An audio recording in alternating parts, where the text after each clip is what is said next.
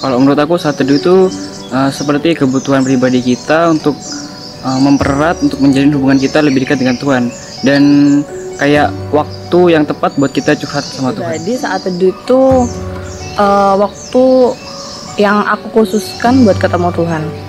Memang sih kalau misalnya kita tahu Tuhan memang selalu beserta kita. Tuhan juga ada kapanpun dari manapun. Mau kayak gimana pun aktivitas kita, kegiatan kita tuh Tuhan selalu ada di samping kita gitu. Dia selalu memimpin semua yang mau kita kerjakan atau kita lakukan. Tapi kalau saat teduh itu kita benar-benar fokuskan diri sama Tuhan, benar-benar ambil waktu buat dengerin Tuhan. Jadi nggak cuma kita doa minta ini minta itu, tapi kita benar-benar membangun hubungan sama Tuhan biar kita lebih dekat sama Tuhan. Saat teduh itu seperti doa tapi lain.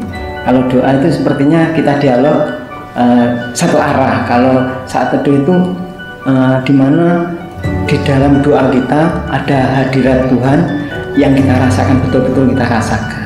Saat teduh bagi aku adalah waktu yang aku bisa mengalami hadirat Tuhan, sesuatu yang baru dalam hidupku. Ketika aku melakukan sesuatu kegiatan secara jasmani, di situ aku bisa nyambung dengan Tuhan dan bisa mengkaitkan hal-hal itu dengan perkara-perkara rohani. Saat teduh buat saya pribadi itu saat-saat dimana kita bisa berdua dengan Tuhan secara santai, dengan suasana yang intim, suasana yang akrab, bisa ngobrol, bisa curhat, bisa tanya ini itu tanpa perlu sungkan ataupun malu.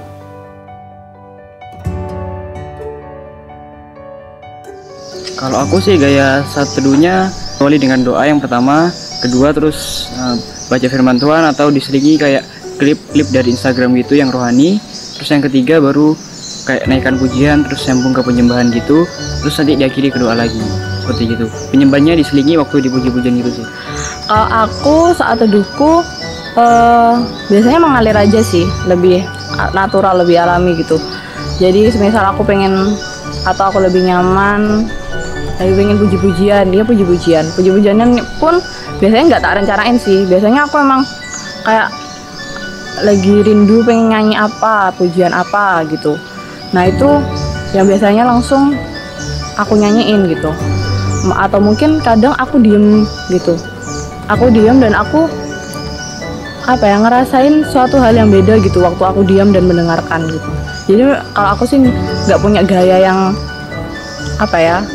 yang terus-terusan kayak gitu. Jadi aku biasanya berubah-ubah sih saat teduhnya itu. Selama ini saya kalau saat teduh itu bukan sekedar berlutut, tapi kadang-kadang sambil jalan kita bisa saat teduh.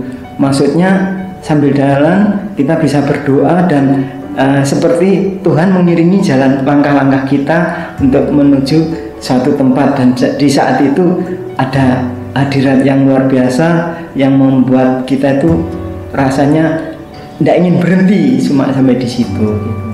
Yang paling pas aku ketika aku lagi di dapur, di situ aku menemukan hal-hal baru. Saya merasa paling nyaman itu kalau saya sedang berkendara.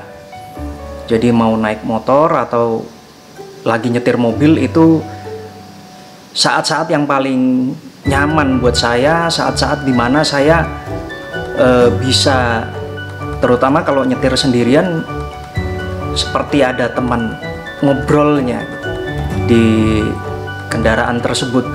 Ataupun yang kedua, saya biasanya paling senang itu kalau saat mandi, pakai shower, pakai air hangat gitu, lebih nyaman buat saya sambil nyetel musik di dalam kamar mandi.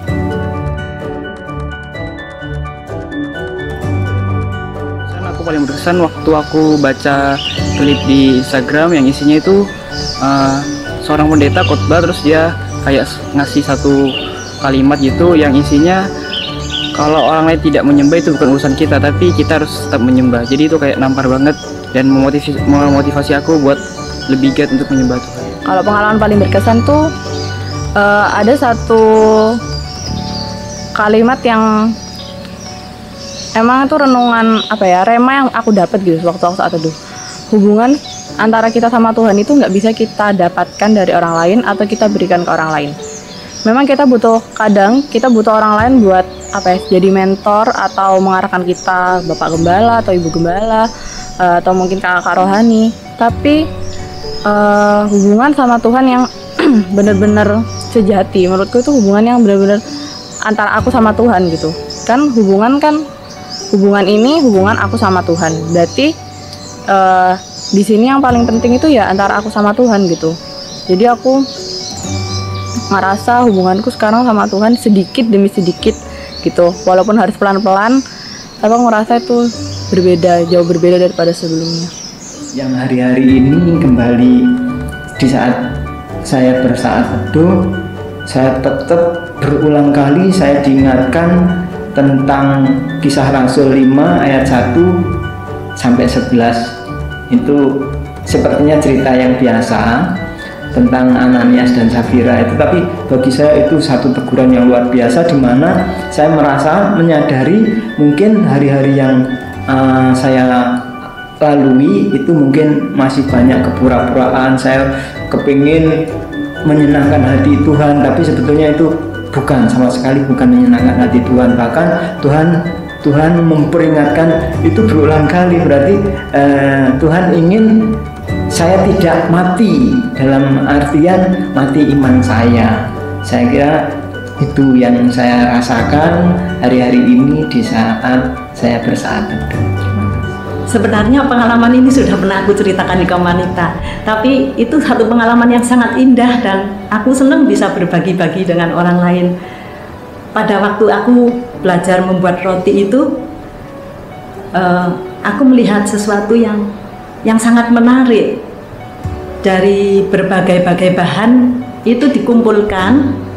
Ya, kalau orang buat roti kan mesti bahannya ada gula, ada tepung, ada telur, ada mentega, ada vanili, ada minyak, ada ragi. Nah, semua bahan-bahan itu dikumpulkan jadi satu, ditempatkan dalam satu wadah.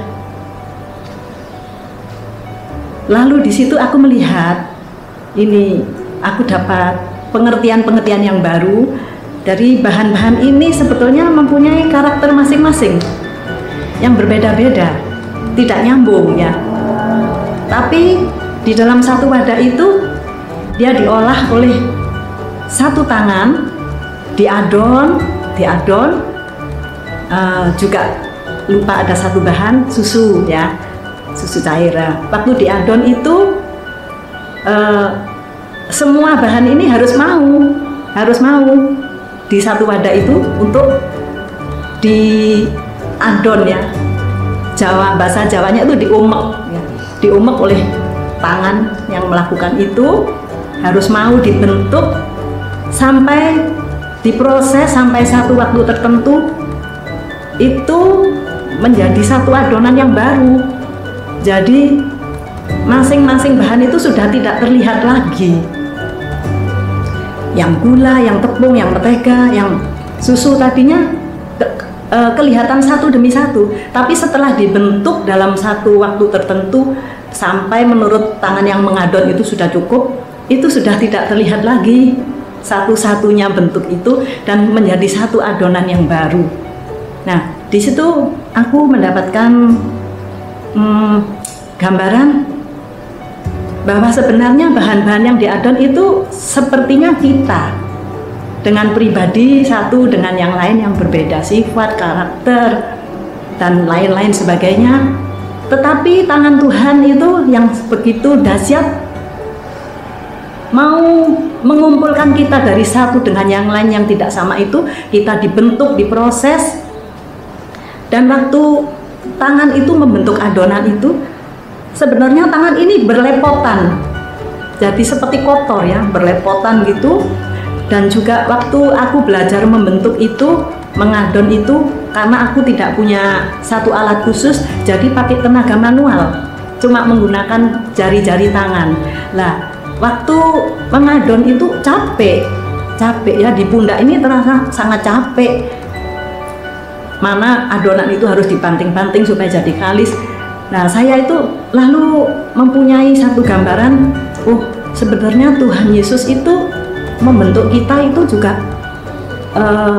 capek. Seperti orang yang membuat kue itu tangannya berlepotan, nggak karuan. Tapi karena aku membayangkan kalau adonan ini tak bentuk terus sampai kalis, nantinya dia akan menjadi satu kue yang nikmat. Jadi dilanjutkan, aku merasa itulah tujuan daripada Tuhan. Dia mau berlelah-lelah memproses kita, karena yang Tuhan bayangkan itu bukan saat berlelah membentuk itu, tapi tujuan akhirnya kita dijadikan manusia baru yang sesuai dengan rancangannya.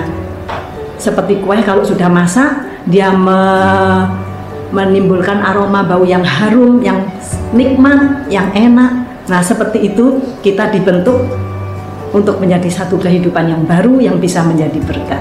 Kalau yang paling berkesan buat saya pribadi, saya teringat sekali saat di bulan Januari 2018 itu selesai retreat pemuda, habis pulang retreat, ya saya beraktivitas lagi seperti biasa, buka toko. Waktu itu toko masih di Olean. Ke toko, waktu jalan ke toko naik motor itu tiba-tiba Tuhan ngomong gini sama saya, ngapain kamu ke gereja hampir tiap hari? Ya itu mungkin juga bisa menjadi pertanyaan buat Bapak Ibu Saudara. Waktu itu saya merasa ya itu saya baru sadar, Roh Kudus menyadarkan saya saat itu, ya ngapain ya aku ke gereja tiap hari, banyak pelayanan ini itu, dari Selasa, Rebu, Kamis, Jumat, Sabtu, Minggu lagi, begitu seterusnya, liburnya mungkin cuma Senin. Saya merasa waktu itu meskipun saya hampir tiap hari ke gereja, saya tidak memberikan perubahan apa-apa untuk orang di sekitar saya. Mungkin ada 1-2 hal, tapi dampak saya bagi orang lain itu tidak banyak. Jadi waktu itu ngapain aku ke gereja tiap hari kalau aku gak memberi dampak buat orang lain. Aku begini-begini aja, ya memang pelayanan gini gitu, rajin, banyak pelayanan, tapi tidak menghasilkan apa-apa.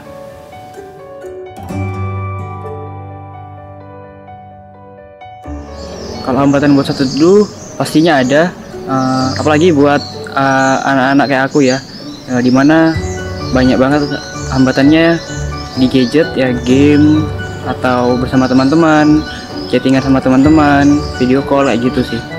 Hambatan, karena aku orangnya sering kecapean dan aku juga sering kadang udah kebawa aktivitas ya yang lain, jadinya aku lupa gitu. Ya itu sih yang jadi hambatanku, yang emang aku pengen rubah dari kebiasaanku. Terus kalau selama ini rasanya saya kurang mengerti ya, hambatan yang saya rasakan itu kayaknya enggak begitu jelas. Cuman saya memang merasa sulit untuk bersaat teduh di saat saya merasa bahagia, di saat saya merasa senang. Tapi di saat hati saya sedang hancur, ada beban yang begitu berat, itu rasanya enak banget untuk bersaat teduh. Hambatan-hambatan saat bersaat teduh ini, kadang pikiran ini suka mau keluar, suka mau kemana-mana. Tiba-tiba nanti ingat sesuatu yang belum dikerjakan, muncul. Nanti ada lagi sesuatu yang muncul. Apalagi kalau di rumah sedang meninggalkan satu tugas rumah ya. Waktu saat teduh itu sangat, terus terang aja, sangat sulit dan banyak gangguan. Misalnya ingat ini kompor belum dimatikan, ingat oh ya tadi mau mengeluarkan ini, oh ya ini belum tak cuci, gitu. Hambatan-hambatan kecil itu menjadi penghalang untuk bisa saat teduh. Kalau hambatan dalam bersaat teduh yang saya rasakan, males pengen saat teduh gitu. Penyebab malesnya itu ya karena cara pandang, pola pikir yang lama, menganggap saat teduh itu adalah suatu kewajiban, suatu hal yang harus saya lakukan. Nanti kalau nggak saat teduh, nanti kalau nggak gini nggak gitu, nanti dihukum Tuhan atau apa. Itu membebani saya, sehingga akhirnya bukan saya malah jadi semangat buat saat teduh, bukan malah saya jadi menikmati hal tersebut, tapi saya malah jadi males wis, ya seperti itu.